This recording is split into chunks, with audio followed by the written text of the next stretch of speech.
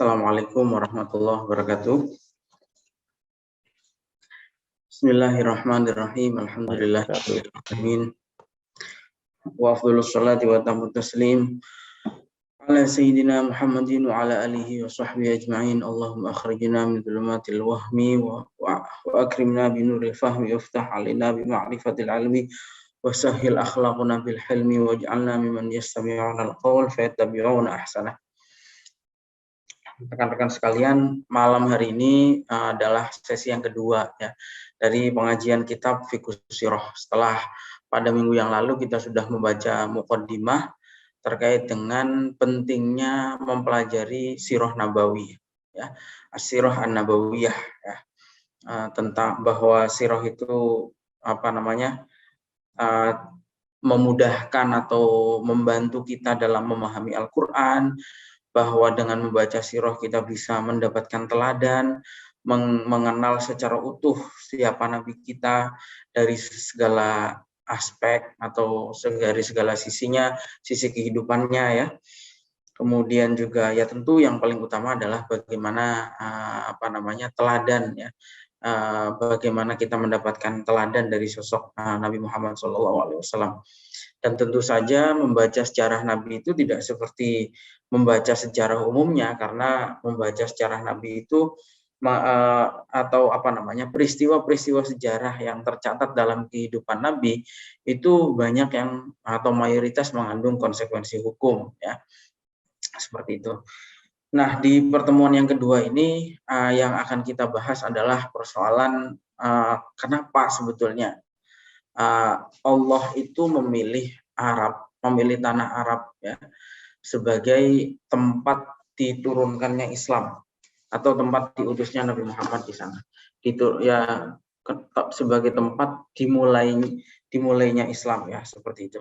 Namun sebelum kita membahas, jadi gini, ini barangkali menjadi pertanyaan banyak orang ya. Karena orang barangkali banyak sekali yang bertanya atau mempunyai pertanyaan terkait dengan kenapa Allah memilih Arab itu, memilih tanah Arab, memilih Jazirah Arab sebagai tempat lahir dan berkembangnya Islam pertama kali ya.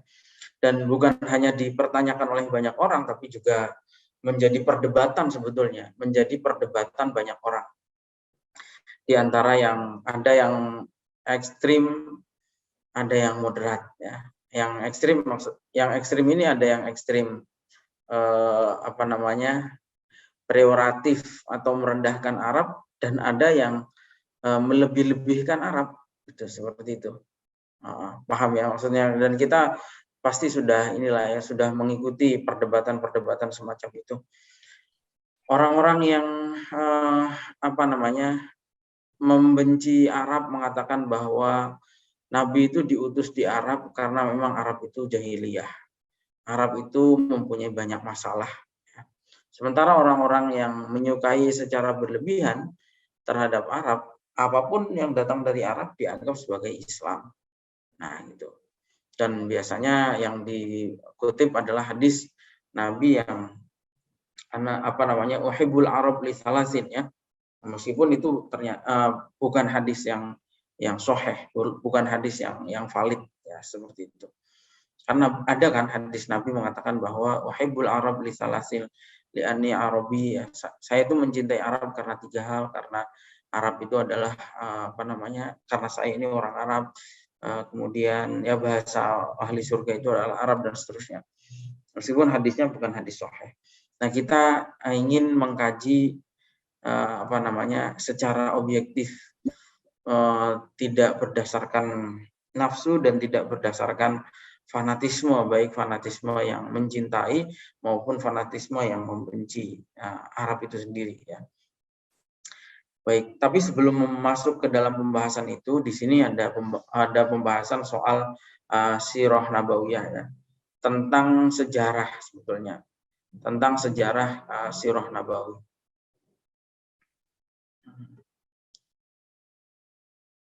Ini di halaman 24 ya, silahkan teman-teman yang sudah mempunyai PDF-nya supaya dibuka ya. Pembahasan sebelum membahas kenapa Islam diturunkan di Arab, itu ada bab sebelumnya, yaitu soal sirah nabawiyah. Ilmu sirah nabawiyah itu sendiri seperti apa? Ilmu itu kan banyak ya. Ilmu itu cabangnya sangat banyak sekali. Gitu. Nah, yang sudah tentu wajib dipelajari tentu saja adalah ilmu akidah, ilmu tafsir, ilmu hadis ya. Tapi ada juga disiplin ilmu lain di dalam Islam, yaitu ilmu sirah nabawiyah.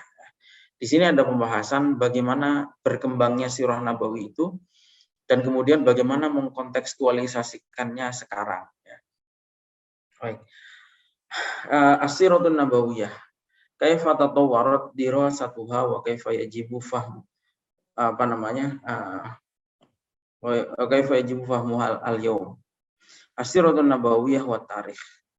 Yang pertama adalah, jadi ini sirah nabawiyah, bagaimana perkembangannya, lahirnya ilmu ini seperti apa, perkembangannya seperti apa, dan bagaimana cara kita memahaminya hari ini. Itu. Subbab yang pertama adalah mengenai sirah nabawiyah dan tarikh. Apa hubungannya sirah nabawi itu dengan sejarah?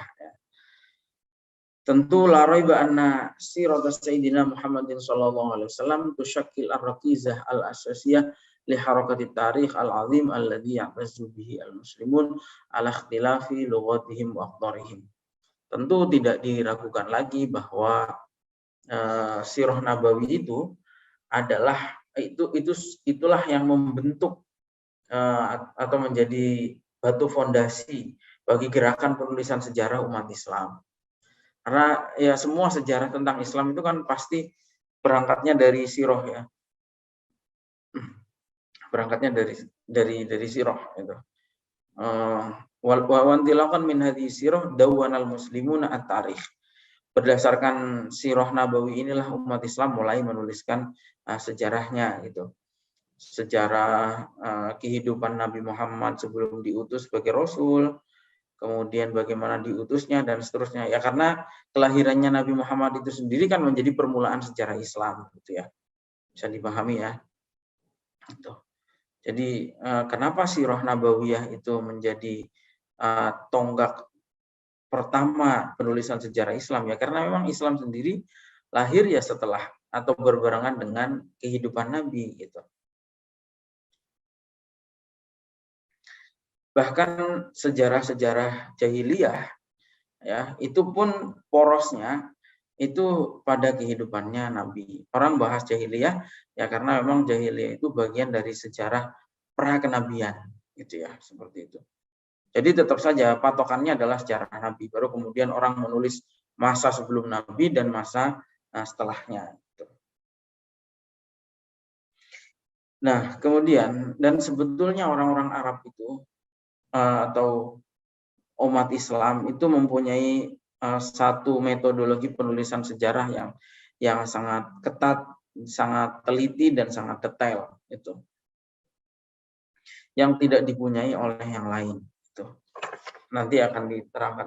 Banyak tentu saja aspek yang aspek originalitas atau aspek yang memang hanya dipunyai oleh umat Islam dan Arab. Di antaranya ya sanad ya, sebagaimana dikatakan oleh Imam Sufyan Ats-Tsauri, ilmu tentang nasab, ilmu tentang sanad itu tidak ada di dalam tradisi-tradisi lain kecuali di dalam tradisi Islam atau Arab ya. Nah, maksudnya apa? Maksud daripada manhaj ilmiah di sini adalah qawaid mustalah hadis wa ilmul jarh wa ta'dil. Jadi gini, penulisan sejarah Nabi dan sejarah Islam ini memang berbeda dengan penulisan sejarah-sejarah lain dalam hal metodologinya yang lebih ketat ya. Tentu teman-teman tahu bagaimana penulisan atau verifikasi data sejarahnya ya.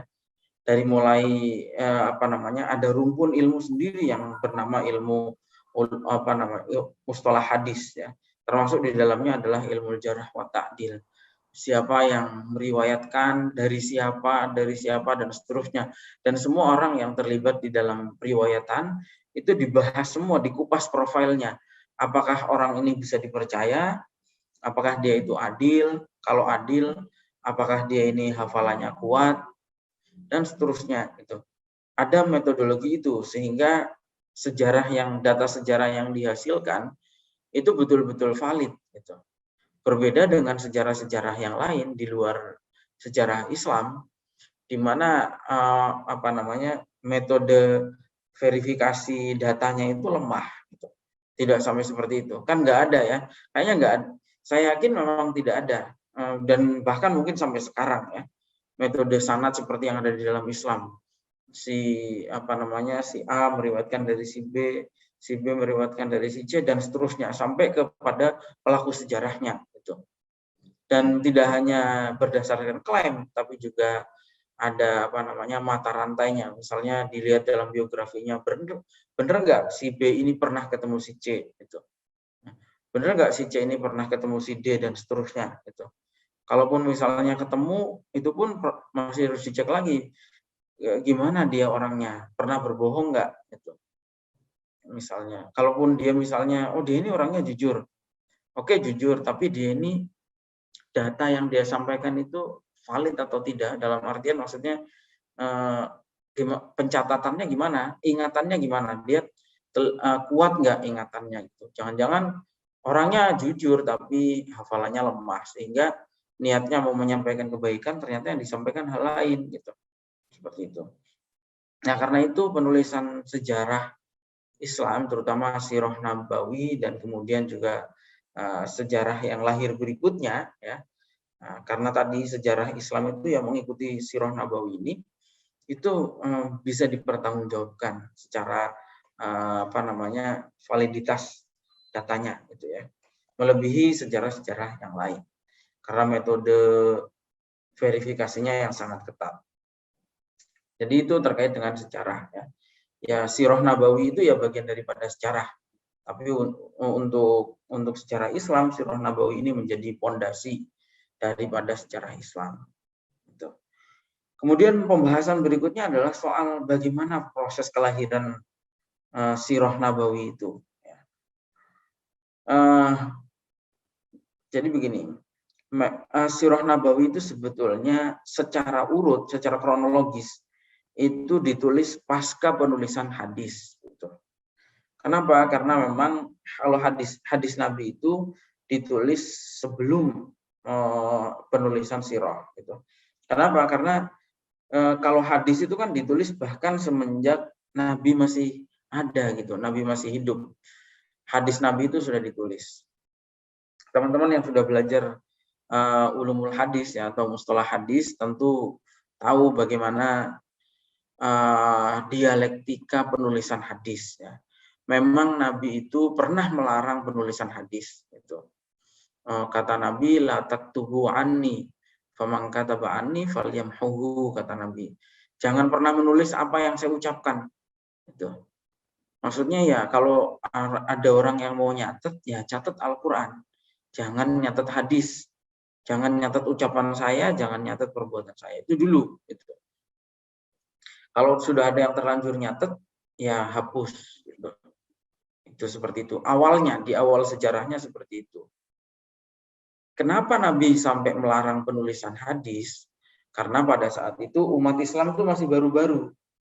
Dikhawatirkan ketika Al-Quran ditulis dan hadis ditulis, itu nanti datanya bercampur. Orang tidak mampu membedakan mana ayat Al-Quran dan mana hadis Nabi. Paham ya? Jadi seperti itu, karena khawatir tercampur pada awalnya. Itu. Kalau sampai Al-Quran ditulis, hadis juga ditulis, nanti tercampur mana Al-Quran, mana yang hadis tidak jelas. Meskipun dua-duanya sama-sama wahyu, tapi Al-Quran ini kan wahyu yang matslu, yang sudah langsung dibacakan gitu, dari malaikat Jibril gitu ya. Nah, berbeda dengan hadis itu. Meskipun hadis itu wahyu, tapi tidak adalah lafadznya tidak langsung dari Allah. Gitu. Nah, seperti itu. Tapi kemudian perkembangan berikutnya, setelah umat Islam itu sudah mampu mengenali gaya bahasa Al-Quran, sudah mampu mengenali ya intinya sudah mampu membedakan lah dari segala aspeknya antara Al-Quran dan hadis. Kemudian Nabi memperbolehkan penulisan hadis itu. Ada beberapa orang yang sahabat yang datang, kemudian Nabi, saya ini ikut ngaji sama jenengan, tapi saya takut lupa itu. Nah, kemudian pada saat mendengar curhatan sahabat seperti itu, Nabi seketika memerintahkan seseorang untuk menuliskan hadisnya ini kepada orang tersebut yang bernama Ma'is, kalau tidak salah ya. Itu seperti itu. Jadi awalnya seperti itu. Jadi hadis lebih dulu ditulis daripada sirah. Ya. Nah, kemudian adapun penulisan sirah itu datang agak terlambat, datang agak akhir ya. Bahkan di masa sahabat itu sirah itu ya belum ada. Tapi jadi gini, sirah itu ada tapi disampaikan secara lisan. Ya. Tidak disampaikan secara tertulis, belum ada waktu itu kitabnya gitu. Tapi kitab dalam bentuk dijilid ya, kalau catatan-catatan tentu ada gitu. Tapi dalam bentuk buku itu belum ada. Nah, sahabat tapi meriwayatkan sirahnya Nabi itu secara syafahi, secara lisan. Nah, siapa orang pertama kali menulis? Yang pertama kali menulis kitab Sirah Nabawi secara umum yaitu adalah Urwah bin Zubair. Urwah bin Zubair yang wafat tahun 92 Hijriah. Kemudian berikutnya adalah Aban bin Utsman yang wafat pada tahun 105 Hijriah. Jadi ini adalah orang-orang yang pertama yang menuliskan Sirah Nabawi.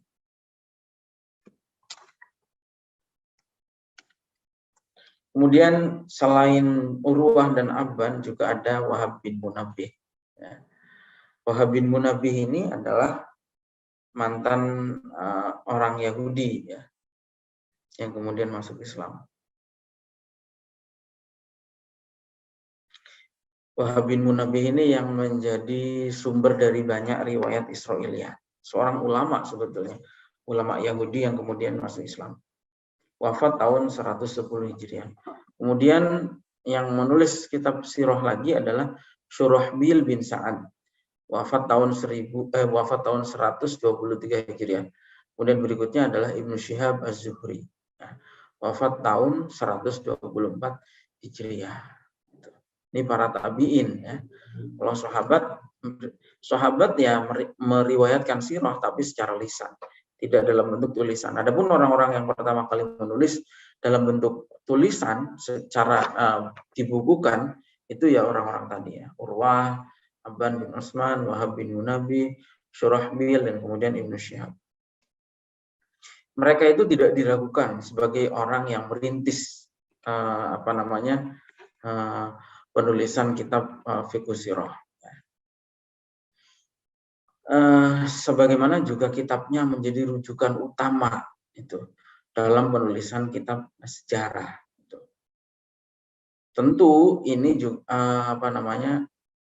tentu kitab-kitab atau penulis-penulis tadi dianggap sebagai penulis pertama, di samping juga adalah riwayat hidup Nabi yang tertulis di dalam Al-Quran. Kan banyak kan sejarah-sejarah kehidupan Nabi yang tertulis di dalam Al-Quran, peristiwa kehidupan beliau ya.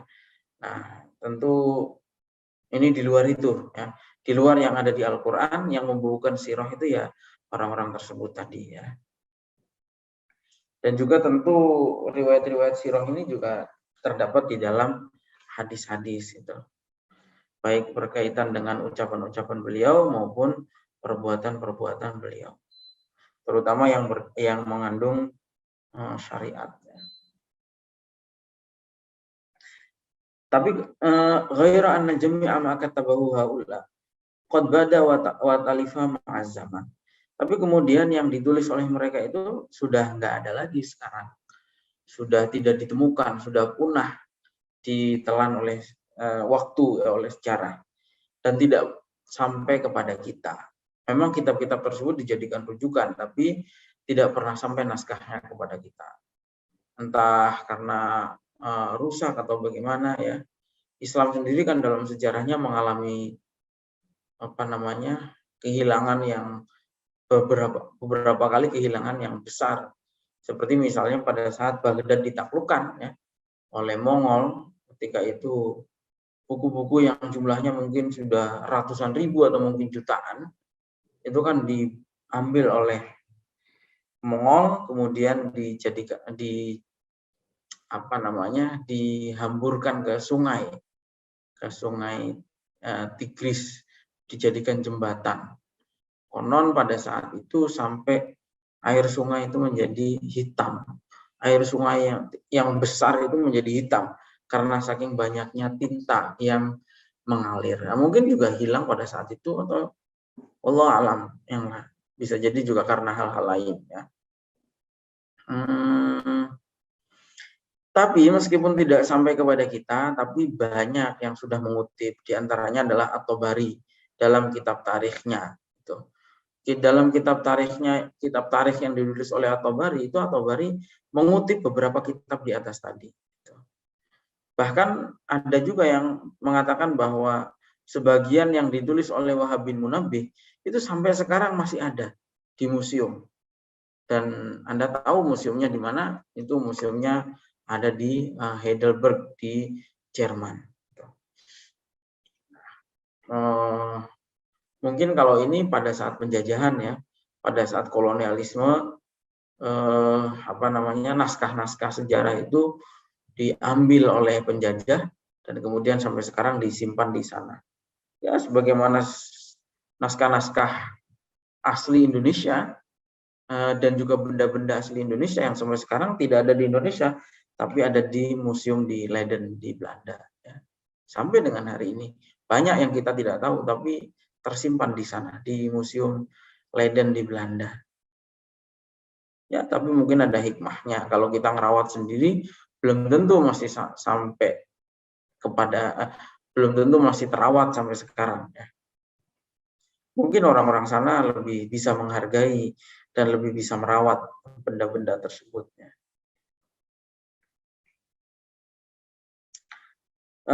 Nah, kemudian di level berikutnya, selain para tabi'in tadi yang menulis, itu ada muridnya Ibnu Syihab Az-Zuhri. Yaitu siapa? Yaitu adalah Muhammad bin Ishaq yang wafat tahun 152 Hijriah. Para sejarawan semuanya sepakat bahwa termasuk salah satu kitab sirah yang terpercaya itu adalah yang terpercaya pada saat itu adalah kitab yang ditulis oleh Ibnu Ishaq.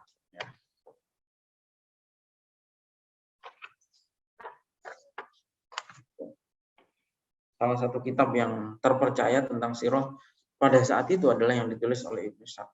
Tapi itu pun yang ditulis oleh Ibnu Ishaq itu juga lagi-lagi tidak sampai kepada kita secara utuh. Untungnya muridnya ini generasi yang tidak jauh, tidak sampai 50 tahun dari kehidupannya Ibnu Ishaq, yaitu Abu Muhammad Abdul Malik yang dikenal dengan Ibnu Hisham, itu menuliskan sirah Ibnu Ishaq itu dalam versi yang lebih ringkas dan lebih cermat, itu yang kemudian disebut dengan sirah Ibnu Hisham. Ya. Ibnu Khalikon mengatakan bahwa Ibnu Hisham hadza huwa alladzi jama'a sirat Rasulillah sallallahu alaihi wasallam minal maghazi wasiyar Ibnu Ishaq wa hadzabaha wa lakhasuha wa hiya sirah al-mawjudah bi aidin nas wal ma'rufah bi sirat Ibnu Hisham. Ibnu Hisham inilah kemudian yang mengumpulkan sirahnya Nabi berdasarkan kitab Maghazi Wasiyar karya Ibnu Ishaq. Kemudian Ibnu Hisham tidak hanya mengumpulkan tapi juga meringkas dan kemudian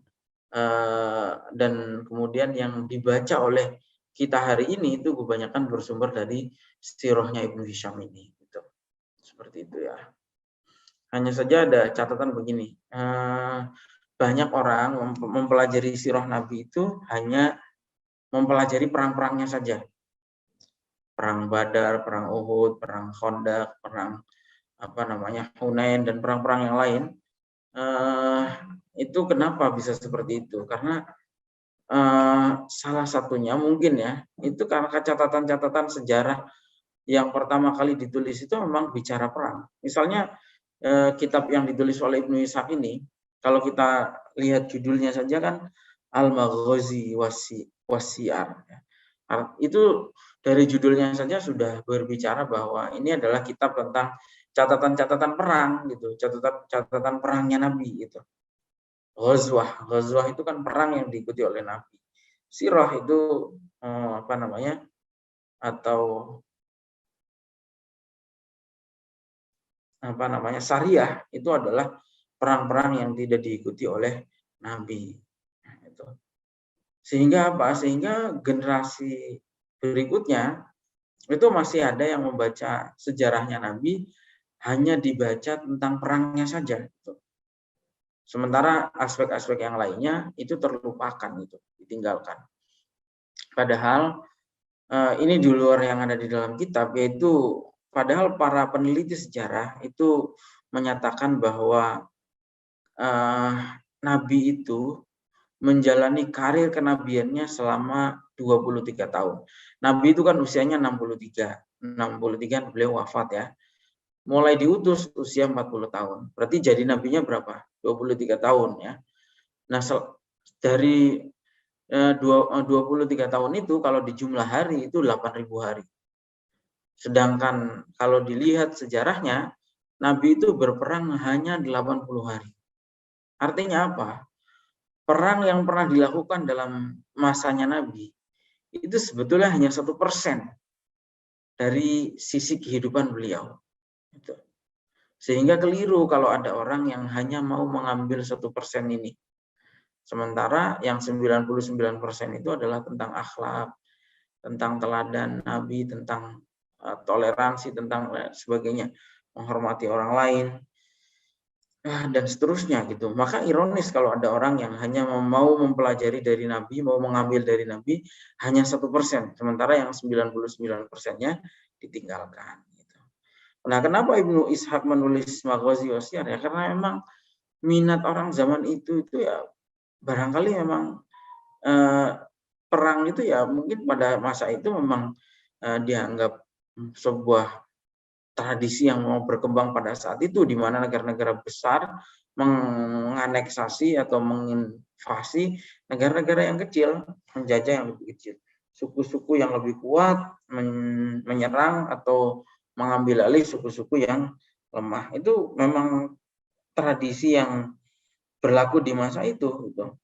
Kan setiap zaman itu kan punya karakteristik yang kemudian tidak sama dengan era berikutnya. Ya.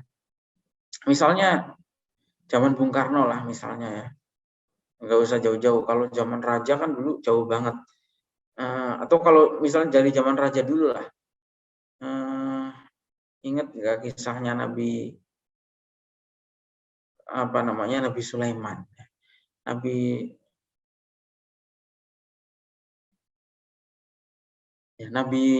Sulaimannya atau Nabi Daudnya ya, nanti dicek lagi. Itu kan masyhur kisahnya ya. Ketika malam hari kemudian ini terkait dengan orang mempunyai pasangan yang banyak gitu, mempunyai istri atau selir ya. Itu kan pada saat itu beliau bertekad satu malam mau mau berhubungan dengan 4.000 selirnya itu. Tapi kemudian karena lupa membaca bismillah, itu kemudian sudah subuh, belum sampai 4.000. Kenapa? Waktu itu kan berhubungan maksudnya apa? Supaya punya anak, nanti anaknya ini menjadi prajurit gitu maksudnya. Bukan untuk senang-senang aja gitu. Dan lain-lain lah, di mana-mana kan juga begitu. Di kaisar-kaisar Cina, di buku sejarah, istrinya kan seratusan sampai ribuan. Nah, memang zaman itu mungkin dianggap normal gitu. Bung Karno dulu jadi presiden, di setiap di banyak kunjungannya, di banyak banyak kunjungannya, Bung Karno selalu menikah. Itu kalau dilakukan zaman sekarang kan tidak pantas, tapi mungkin zaman dulu barangkali itu dianggap layak gitu. Nah, perang juga begitu. Zaman sekarang ya perang itu sudah bukan suatu kebanggaan sebetulnya. Tapi zaman dulu itu kan perang itu tradisi. Di beberapa tempat pun sampai sekarang perang itu tradisi. Seperti di Papua, susah dicegah. Memang itu tradisinya. Tiap tahun harus ada perang antar suku. Gitu. Memang tradisinya seperti itu. Tapi dulu itu misalnya di India, itu kalau ada penunjukan raja baru, itu ada kuda yang dilepas. Kemana kuda itu lari, raja ini harus memimpin perang menyerbu ke arah sana gitu, ke arah kudanya lari itu. Misalnya dari India kudanya lari ke Romawi, ya rajanya harus berangkat perang untuk menyerang Romawi. Jadi perang dulu memang kebanggaan, tradisi seperti itu. Sehingga tidak tepat kalau kita menilainya dengan perspektif sekarang, karena kondisi sekarang kan sudah berbeda jauh ya. Perang non fisik, perang yang non militer itu lebih penting, perang pemikiran, perang ideologi, perang narasi, perang budaya. Seperti kita sekarang kan kalah perang dalam hal budaya. Makanan-makanan, banyak makanan dari barat. Ya. Orang sekarang makan burger, makan pizza, yang itu semua adalah makanan dari barat. Yang ditonton oleh anak-anak muda sekarang K-pop. Itu namanya perang budaya itu. Yang kita kalah di situ. Oh, nggak ada gitu orang Amerika makan nasi rawon, nasi pecel gitu. Tapi orang Indonesia sebaliknya gitu. Makanan orang-orang Amerika dimakan di sini. Itu nggak ada orang Korea gitu lihat wayang itu misalnya. Ini kan perang budaya. Nah, daripada perang senjata sekarang itu lebih banyak kepada perang-perang yang non konvensional seperti itu. Nah, maksudnya apa? Artinya jangan hanya kembali lagi, jangan hanya membaca sejarahnya Nabi hanya berdasarkan perang yang pernah dilakukan oleh beliau gitu. Karena sebetulnya perang itu hanya bagian yang kecil sekali, hanya 1% dari kehidupan beliau.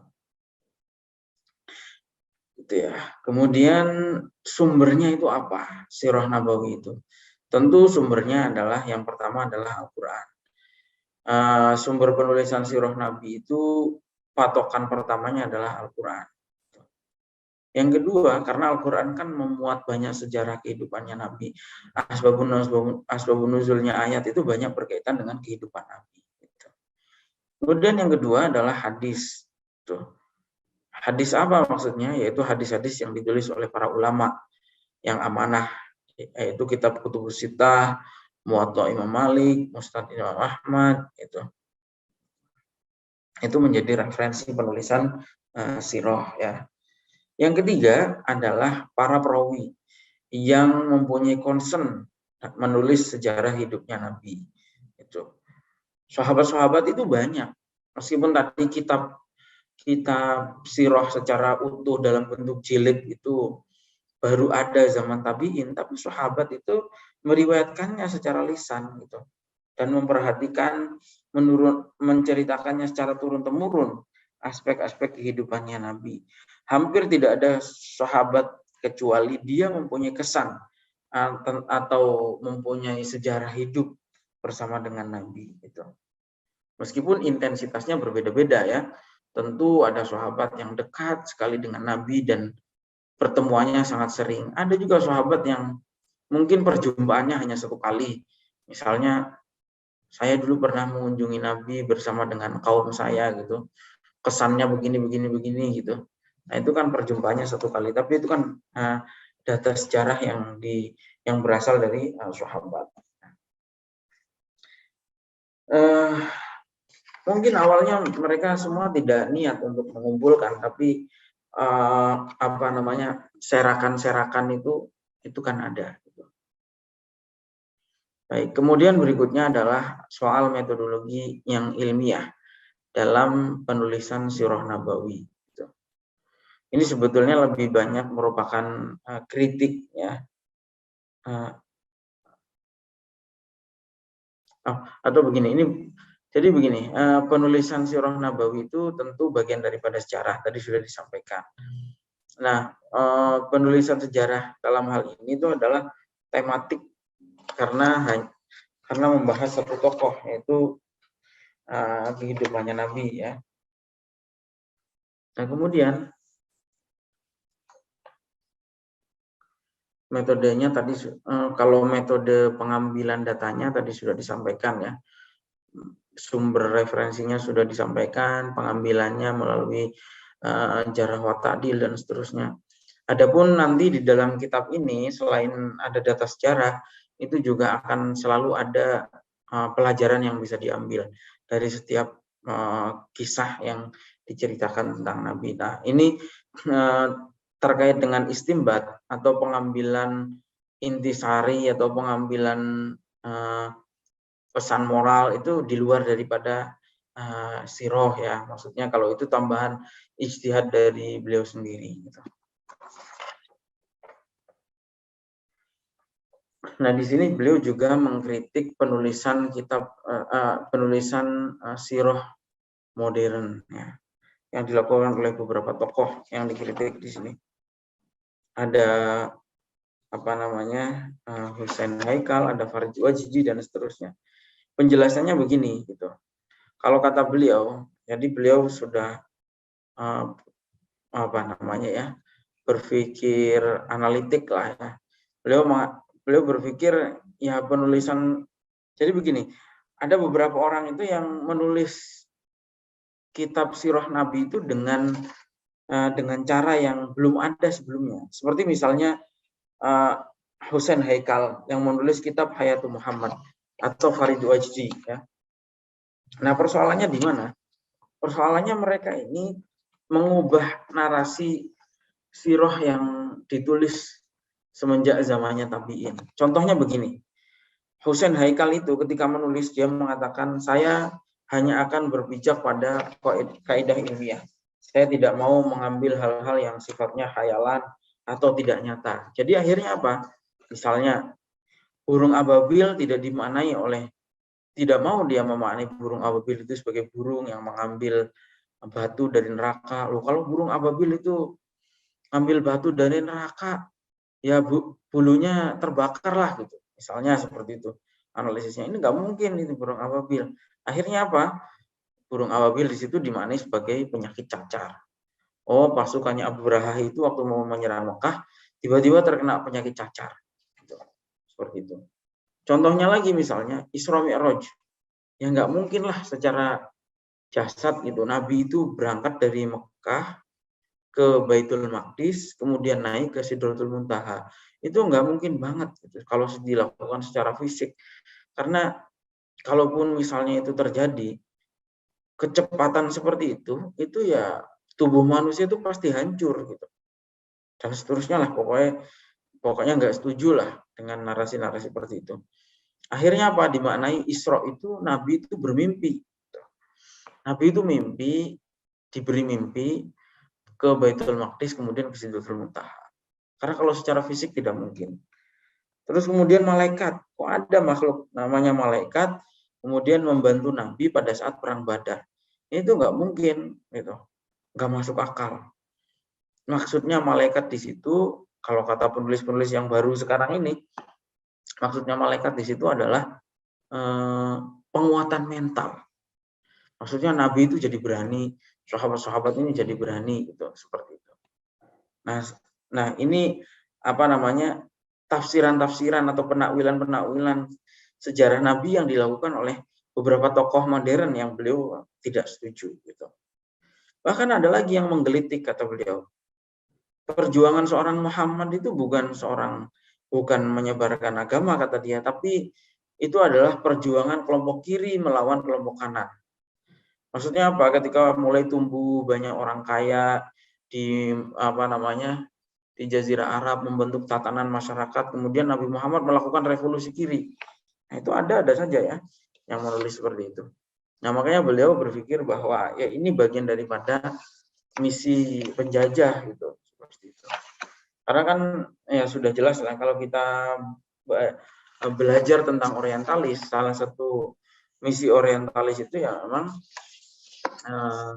misinya adalah misi kolonialisme ya. Satu paket biasanya antara kolonialisme ini dengan orientalisme itu. Kan mereka cari 3 ya. Tujuan kolonialisme itu kan 3. Kalau yang biasa dipelajari dalam buku-buku tentang orientalis ya, yaitu gold, gospel, and glory ya. Pertama dia nyari sumber daya alam. Ya Indonesia kan dijajah, diambil sumber daya alamnya, rempah-rempah, kemudian emas, tambang, dan seterusnya itu diambil. Kemudian kekuasaan. Yang ketiga adalah kitab agama itu. Pada akhirnya orientalis ini juga membawa kepentingan membawa aspek agama untuk kepentingan penjajahan mereka. Makanya kan Belanda, Portugis waktu menjajah Indonesia dia bawa agama Katolik. Belanda waktu menjajah Indonesia dia bawa agama Kristen itu. Seperti itu. Nah, dulu di Mesir kata beliau, Mesir ini kan dulu medan pertarungan ilmu ya, di mana ada lembaga besar di sana yaitu Al-Azhar.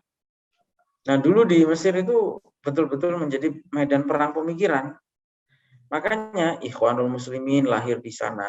Hizbut Tahrir, liberalisme, sekularisme, dan seterusnya itu. Jadi kalau kita melihat sekte-sekte yang katakan menyimpang di dalam Islam, itu hampir semuanya sekte-sekte yang menyimpang di dalam Islam itu hampir semuanya mempunyai irisan dengan Britania. Britania ini Inggris. Terus saja. Jadi gitu. Kalau kita lihat misalnya ya Ikhwanul Muslimin, Hizbut Tahrir, kemudian Ahmadiyah, Syiah dan seterusnya itu ya hampir semuanya punya irisan dengan kolonialisme sampai dengan hari ini ya. Makanya pusat kekuasaan Hizbut Tahrir pun sampai hari ini ya di London. Khalifahnya Hizbut Tahrir itu namanya atau Abu Rustah itu ngantornya di London. Kenapa karena Hizbut Tahrir ini produk Inggris gitu. Kenapa diciptakan oleh Inggris? Hizbut Tahrir itu lahir pada saat orang sedang memperjuangkan Palestina. Orang sedang memperjuangkan nasionalisme Palestina, Hizbut Tahrir mengajak mendirikan khilafah. Akhirnya apa? Konsentrasi umat Islam menjadi pecah. Nah, ini memang produk Inggris, produknya penjajah, Hizbut Tahrir itu. Ikhwanul Muslimin juga begitu. Di India, ketika umat Islam mulai berjuang melawan penjajahan Inggris, Inggris menciptakan Ahmadiyah. Ciptakan juga yang lain-lain lah. Sikh dan lain-lain. Ketika umat Syiah dan Sunni itu sudah mulai mereda permusuhannya, Inggris juga menciptakan Syiah baru yang ketuanya namanya Yasir Habib yang sampai sekarang masih ada, ngantornya juga di London itu. Makanya ya kita juga harus ngerti peta politik seperti itu, jangan mudah tergiur dengan propaganda, ngerti dalami dulu ini itu apa gitu. Padahal ya kalau yang lain-lain yang baru-baru, kalau kayak ISIS ya udah jelas lah sulit dipisahkan dengan Amerika dengan Israel, memang ciptaan mereka gitu. Orang ISIS itu sampai berkuasa di Suriah, bisa jajah Suriah, ngambil wilayah Suriah sudah berbatasan Israel, nggak pernah melangkah nginjak Israel aja nggak pernah, pelurunya satu aja ke Israel nggak pernah nyampe. Ya apalagi kalau bukan karena memang ISIS ini memang diciptakan oleh Amerika dan Israel. Dan itulah barang-barang semacam inilah yang kemudian merusak Islam ya.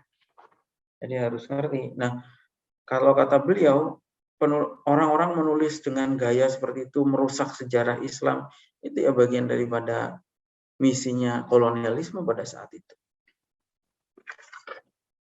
lain memang juga ada yang waktu itu sangat tersilau dengan peradaban Eropa yang begitu maju dan kondisi Timur Tengah yang terbelakang. Gitu. Tapi kan kata beliau itu ibarat melihat lampu yang begitu terang. Pada awalnya itu silau, tapi lama-kelamaan mata akan beradaptasi dan melihat kebenaran. Artinya apa? Ya mungkin awal-awal pemikiran-pemikiran semacam itu mungkin awal-awal disambut, wah benar-benar maju sekali pemikirannya, semuanya bisa dinalar gitu. Tapi lama-kelamaan orang akan kembali pada kebenaran. Nah, betul. Jadi intinya kalau kata beliau ya kita mempelajari sirah Nabi ini tidak boleh lepas dari aspek kewahyuannya itu.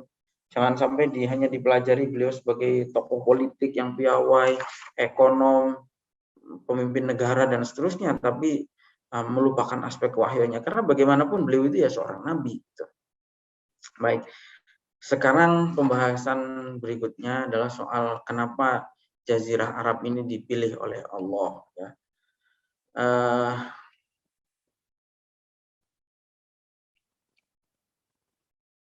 Jadi ini rahasia kenapa judulnya adalah Sirru Ikhtiyaril Jazirah Al-Arabiyah Mahdan Linash'atil Islam. Sebelum membahas sirah Nabi, kata beliau, alangkah baiknya kita mempelajari tentang Jazirah Arab.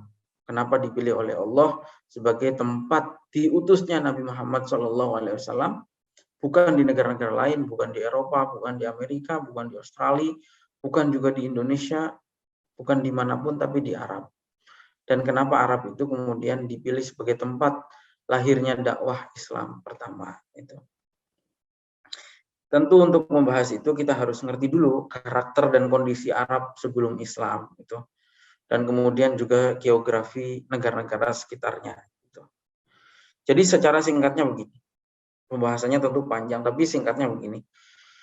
Pada saat Arab itu pada saat Islam belum atau menjelang diturunkannya agama Islam, dunia itu ada dua superpower. Yaitu pertama adalah Faris, Persia, dan kedua adalah Romawi. Dan ada dua negara satelitnya di bawah negara superpower itu, yaitu yang pertama adalah Yunani dan kemudian Hindustan atau India. Ya. Kondisi Persia pada saat itu, yang pertama kondisi Persia ya. Kondisi Persia pada saat itu betul-betul rancu dengan aneka filsafat yang macam-macam. Pada saat itu ada agama Zoroaster yang dipeluk oleh penguasa Persia pada saat itu. Salah satu ajarannya adalah, salah satu falsafah mereka itu adalah menganjurkan seseorang itu menikahi ibunya dan menikahi anak perempuannya atau menikahi saudara perempuannya. Bahkan rajanya pada saat itu, Yazdajir yang kedua, yang memimpin di abad ke-5 Masehi, itu menikahi anaknya. Anak perempuannya dinikahi sendiri. Selain itu penyimpangan-penyimpangan yang lain tentu juga banyak. Jadi seperti itu. Nah, kemudian di Persia juga ada Mazdakiyah atau Mazdakisme yang sebagaimana dikatakan oleh Imam Asy-Syahrastani, salah satu ajarannya adalah mengatakan bahwa perempuan dan harta itu menjadi milik bersama. Akhirnya apa? Ya nggak ada pasangan-pasangan tertentu. Laki-laki pengen siapa ya perempuan mana ambil aja, pengen harta yang mana ambil aja. Seperti air atau api. Jadi milik bersama lah intinya. Gitu. Semua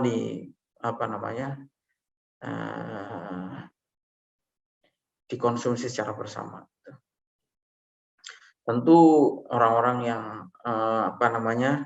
memuja syahwat tentu menyukai ajaran-ajaran semacam ini, kata beliau. Kemudian Romawi gimana? Romawi itu pada saat itu senang menjajah. Nah, kemudian di dalam Romawi sendiri itu ada perpecahan agama yang internal Kristen ya. Ada Kristen Romawi yang ada di Syam, ada Kristen Mesir dan Kristen-Kristen yang lain yang saling menyerang satu sama lain. Gitu. Juga merosot secara akhlak pada saat itu. Nah, Yunani gimana? Yunani banyak khurafat dan kemudian juga ya macam-macam lah.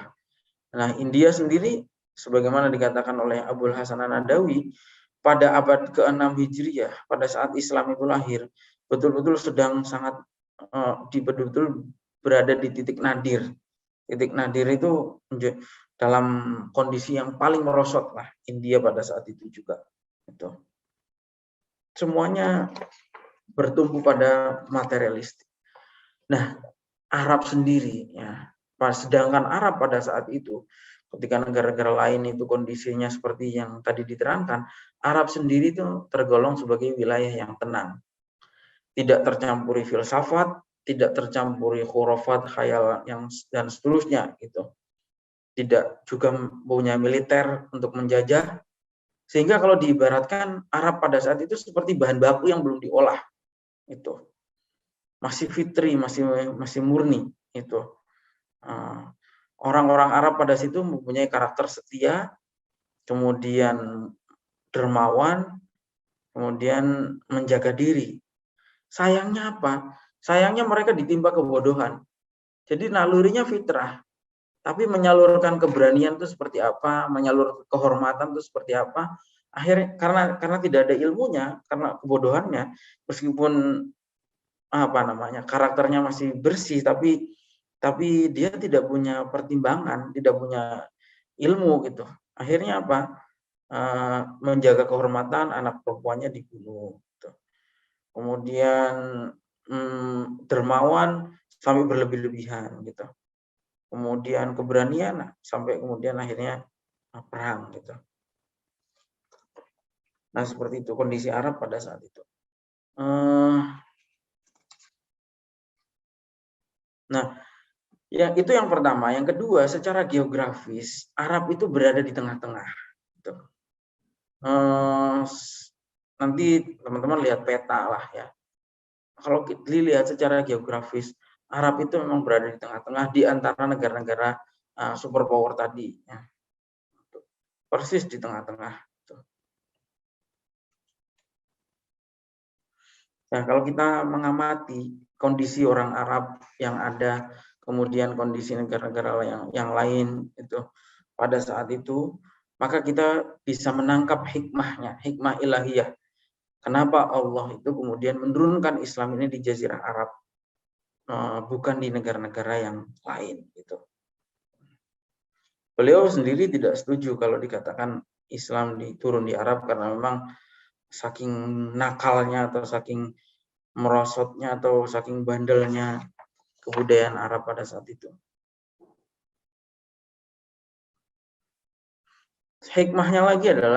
Salah satu hikmah lagi adalah bahwa Allah itu menurunkan risalahnya kepada nabi yang tidak mampu membaca dan tidak mau menulis, ummi, sehingga orang tidak menyangka bahwa orang tidak akan menuduh bahwa ini tuh Muhammad ini ngarang sendiri. Hanya mau ngarang gimana? Baca. Atau misalnya Muhammad itu jiplak gimana? Baca tulis saja tidak bisa. Gitu. Sampai kemudian masyarakatnya sendiri juga begitu. Kalau misalnya masyarakatnya sudah tumbuh tradisi filsafatnya, kan nanti orang akan menganggap, oh Islam itu kulminasi dari filsafat-filsafat tadi. Hasil daripada filsafat-filsafat tadi itu ya lahirnya Islam. Dan seterusnya. Kemudian hal lain juga mungkin ini ya begini, soal ummi itu.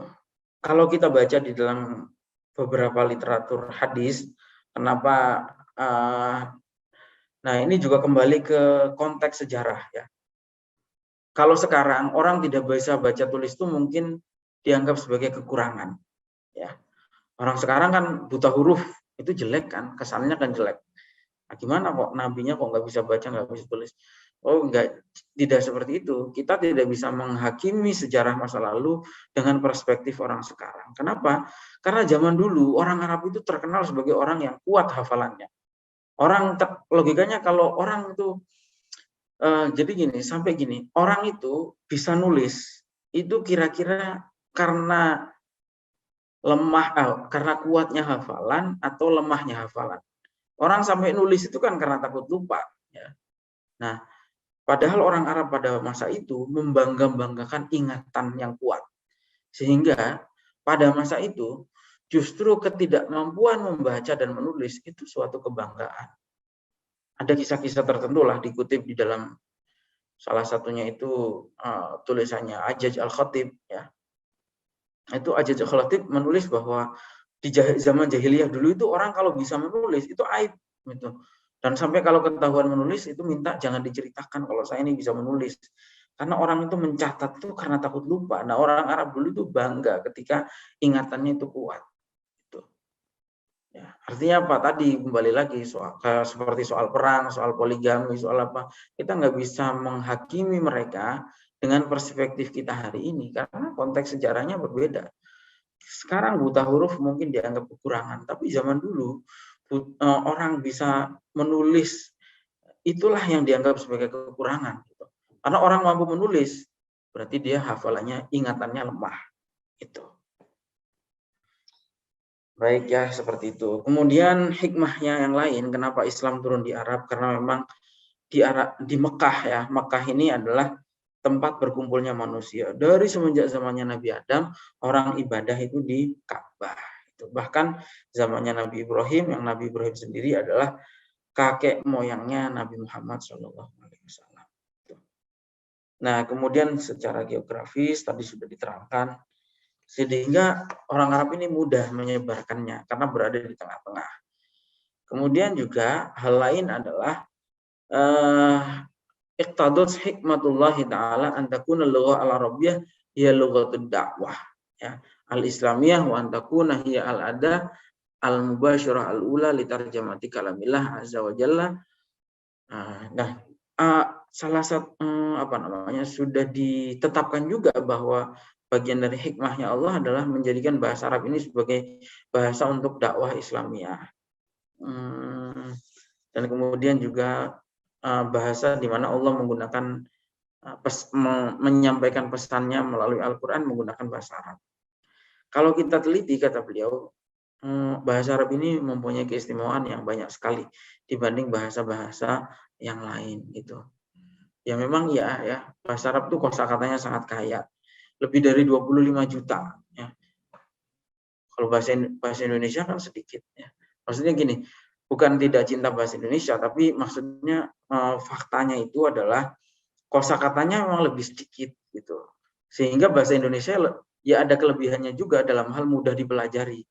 Orang-orang bule itu di Indonesia 3 bulan saja udah lancar bahasa Indonesianya gitu. Tapi kalau bahasa Arab kadang-kadang dipelajari dari kecil nggak bisa-bisa gitu. Gitu. Memang kosakatanya banyak, tapi keistimewaannya juga banyak. Bahasanya stabil ya. Kalau bahasa Indonesia kan berubah-ubah. Kita yang hidup tahun sekarang mungkin sudah nggak bisa baca koran tahun 40-an, tahun 50-an, sudah tempoe doeloe ya, itu sudah susah dibaca lagi. Dan mungkin juga tambahannya adalah, mungkin juga Islam itu kalau menurut, tapi ini tambahan saya, mungkin juga Islam itu ya turun di Arab karena memang Arab itu juga perantau ya, nomaden hidupnya. Bayangkan kalau Islam itu turun di Indonesia yang masyarakatnya agraris, yang nggak kemana-mana gitu. Orang Arab kan karena dagang, akhirnya pergi kemana-mana. Karena pergi kemana-mana, akhirnya ajaran Islam tersebar luaskan. Beda kalau misalnya Islam ini di Indonesia, mungkin ya, ini kan perandaian saja, yang masyarakatnya agraris, bertani di belakang rumah, ya Islamnya mungkin juga tidak kemana-mana. Gitu. Seperti itu. Baik, saya kira itu ya. Ini ada, silahkan kalau ada yang mau menyampaikan sesuatu, diskusi. Ini ada yang ngirim di chat.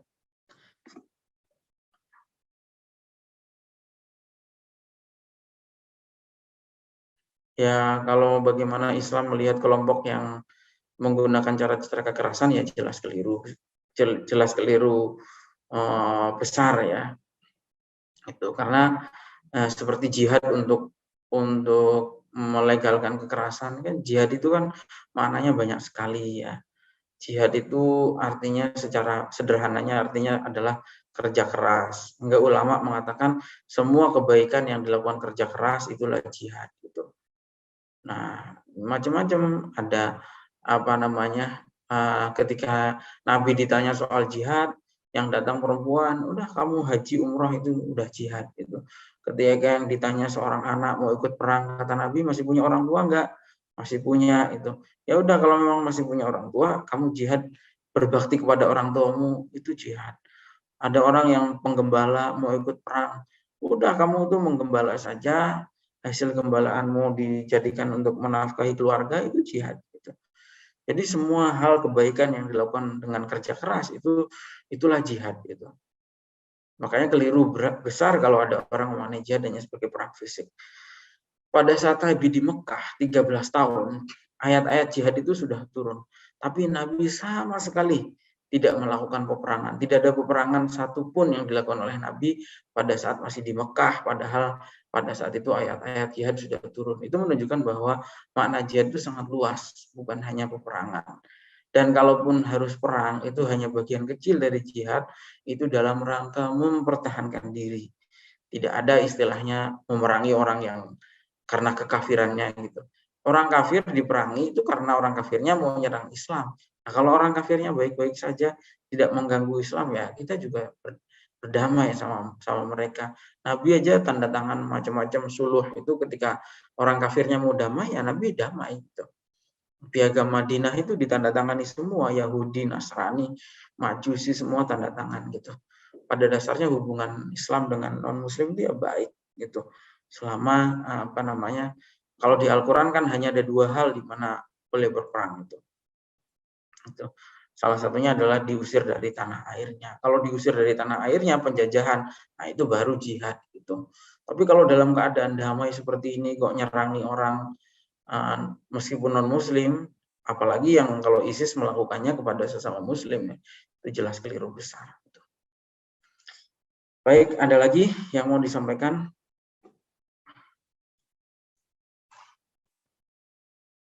Kalau tidak ada, cukup ya. Mudah-mudahan bermanfaat. Saya kira ada banyak pelajaran lah yang bisa kita ambil dari sejarah perjalanan hidup beliau, Nabi kita, Nabi Muhammad SAW. Demikian, saya kira cukup. Mudah-mudahan bermanfaat. Assalamualaikum warahmatullahi wabarakatuh.